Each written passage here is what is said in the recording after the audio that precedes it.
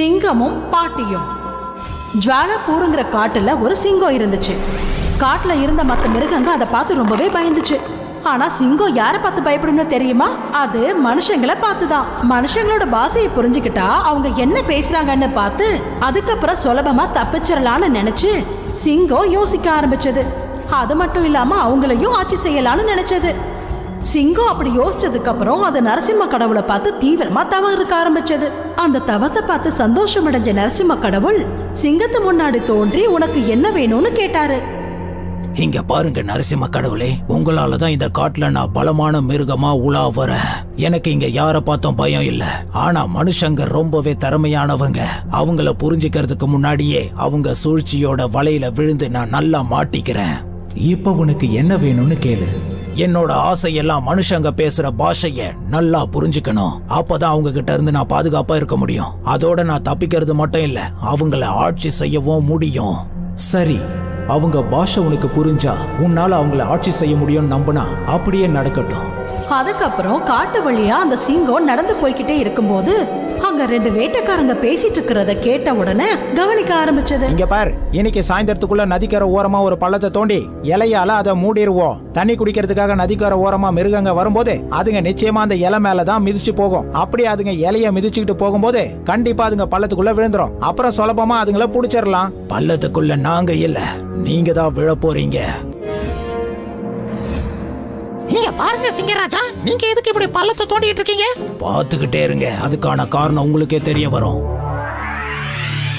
காலைக்கிட்ட யானை நண்பா, சீக்கிரமா அந்த புல்ல கொண்டு வந்து பள்ளத்து மேல போடு.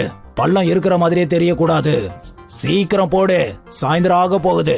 சிங்கராஜா, சிங்கராஜா, ரெண்டு வேட்டைக்காரங்க இந்த பக்கம் வந்துகிட்டு இருக்காங்க. வாங்க ஓடி போயிடலாம். இங்க பாருங்க, யாரும் ஓட வேண்டிய அவசியமே இல்ல. அவங்களால நம்மள ஒண்ணுமே பண்ண முடியாது. அது எப்படி? எல்லாரும் போய் ஒளிஞ்சுக்கோங்க, விவரமா சொல்றேன். சரி வா, இந்த நதிக்கரையில தான் மிருகங்கள் தண்ணி குடிக்க வரும். இங்கேயே நாம பழத்தை தோண்டுவோம்.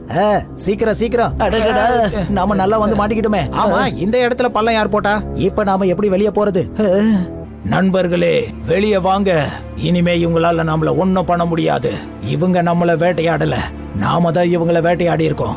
அது சரி மகாராஜா, உங்களுக்கு இந்த யோசனை எப்படி வந்துச்சு? எனக்கு மனுஷங்க பேசுற பாஷையை புரிஞ்சுக்கிறதுக்கான சக்தி வந்திருக்கு. நான் இவங்க பேசிக்கிட்டு இருந்ததை கேட்டேன். அதனால இவங்க விரிச்ச வலையில இன்னைக்கு நான் இவங்களையே விழ வச்சுட்டேன். உண்மையிலேயே நீங்க ரொம்ப அற்புதமான விஷயத்த சொல்லியிருக்கீங்க. நீங்க இருக்கிறதுனால இனிமே மனுஷங்களால எங்களுக்கு எந்த ஆபத்துமே வராது.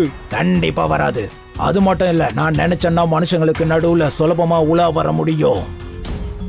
இனிமே மனுஷங்க நம்மள ஒண்ணுமே பண்ண முடியாதுங்கிற நினைப்புல சிங்கத்துக்கு ரொம்ப தலைக்கணமோ திமுறும் ஏறிடுச்சு.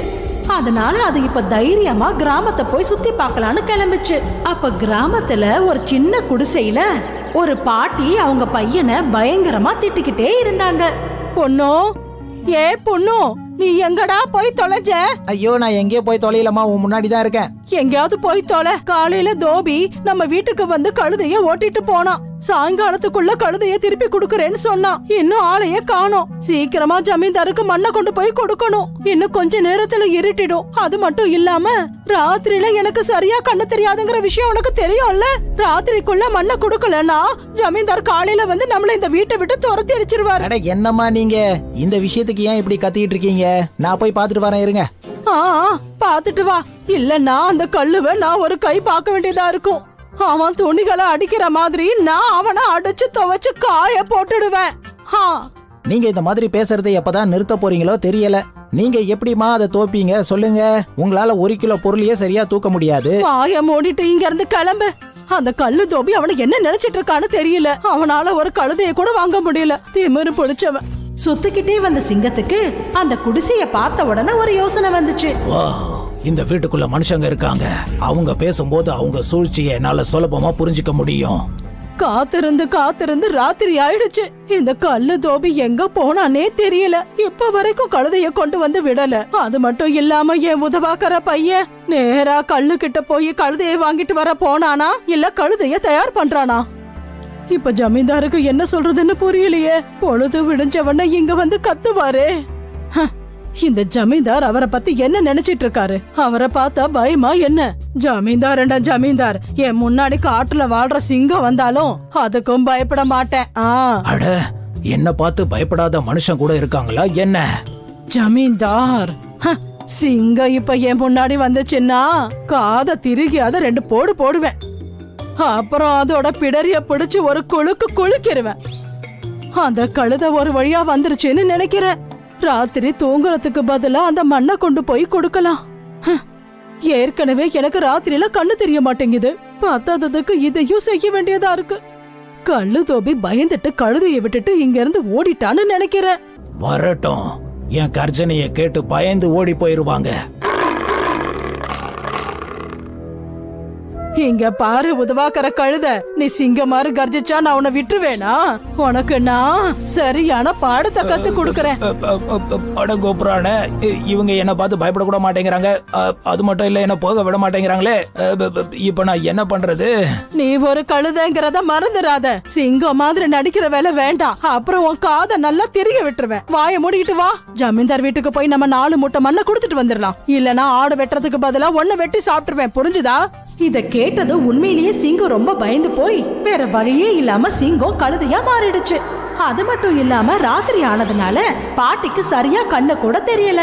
அதனால பாட்டி சிங்கத்தை கழுதையா பாவிச்சு நதிக்கரைக்கு கூட்டிட்டு போய் 4 மூட்டை மண்ணை எடுத்து அதோட முதுகுல அவங்க சுமக்க வச்சுட்டாங்க.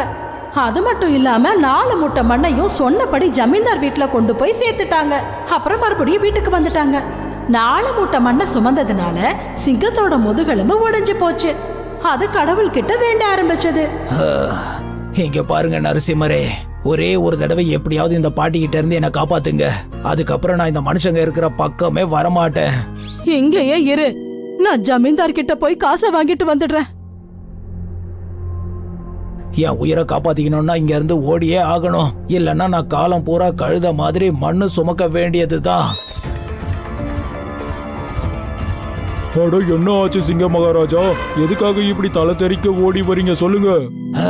இப்ப நான் என்ன சொல்றது யானை நண்பா? இந்த மனுஷங்க ரொம்பவே ஆபத்தானவங்க. இந்த வேட்டைக்காரன் கில்லாடினா இந்த வேட்டைக்காரனோட பாட்டி அதை விட கில்லாடியா இருக்கே. நான் சிங்கம்னு தெரிஞ்சு கூட என்ன கழுதையா மாத்தி என்ன போட்டு அந்த அடி அந்த உத, நான் என்னத்த சொல்றது? போதுண்டா சாமி, இனிமே நான் எந்த மனுஷங்க பேசுறதையும் கேட்க விருப்பமே இல்ல. மனுஷங்க பேசுறது மட்டும் இந்த சிங்கத்துக்கு புரியாம இருந்துச்சுன்னா இந்த சிங்கத்தோட ஒரு கர்ஜனையில அந்த பாட்டி பயந்து போயிருக்கும். பாட்டியோட பாஷைய புரிஞ்சதுனாலதான் சிங்கம் பயந்துச்சு. நாம தெரிஞ்சுக்க வேண்டிய விஷயம் என்னன்னா, ஒரு விஷயத்துக்கு உள்ளுக்குள்ள பயந்தோம்னா அதையே தான் மத்தவங்க முன்னாடி நாம வெளிக்காட்டுவோம். இதைத்தான் மத்தவங்களும் நம்ம கிட்ட இருந்து எதிர்பார்ப்போம்.